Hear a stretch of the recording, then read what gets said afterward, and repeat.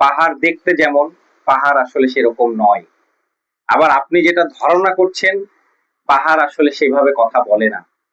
পাহাড়ের এক কোল একরকম কথা বলে, পাহাড়ের অপর কোল মানে ওই পার্শ্বে আরেক ধরনের ভাষা।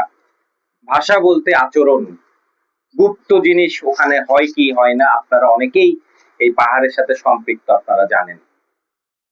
তো একটা কথা আমি শুধু বলি, উন্নয়ন এইটা একটা স্থায়ী স্থায়ী ব্যবস্থা।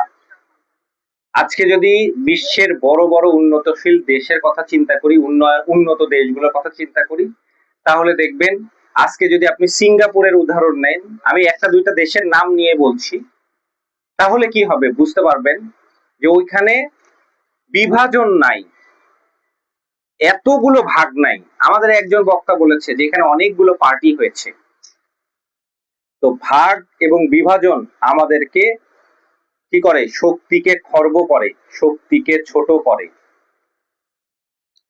এখন আমরা যদি বলি পাহাড়ি, বাঙালি, মারমা, বড়ুয়া, এই যত আমি ভাগ বলবো তত আমার শক্তি খর্ব হবে, ছোট হবে। প্রথম কথা, আমরা মানুষ, আমরা বাংলাদেশী, এই পরিচয়টা আগে আমাদেরকে নিতে হবে, তবেই এই সম্প্রীতিটা সম্ভব। এখন সম্প্রীতি বিনষ্ট করার জন্য বিভিন্ন ভাগের লোকজন তারা কাজ করে যাচ্ছে। এটা আপনার সামনে করছে অথবা গোপনে করছে। আপনি যদি তথ্য দিয়ে আমাদেরকে সহায়তা করতে পারেন, আমরা ধাপে ধাপে, আজকের বক্তব্যেই কালকে যে সূর্য অন্যরকম ভাবে উদিত হবে তা কিন্তু নয়। সেই আশা কি করা যাবে? এক রাতে কোনো কিছু চেঞ্জ হয়নি, কোনোদিনও হবে না।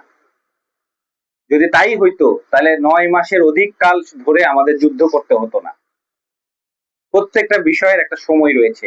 আজকে স্বাধীনতার প্রায় 55 বছর পার হয়েও আমরা কিন্তু সেই স্থায়িত্বের জায়গায় আসতে পারিনি, এটা আমাদের দুর্ভাগ্য।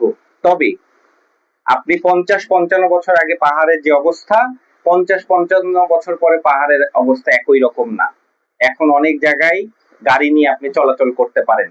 আমাদের অনেক ভাইরা, পাহাড়ি ভাইরা এখন অটো নিয়ে জীবিকা উপার্জন করতে পারে।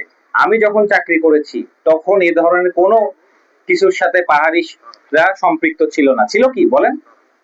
তো আমরা এই উন্নতিটা ধরে রাখতে চাই, এই সম্প্রীতিটা ধরে রাখতে চাই।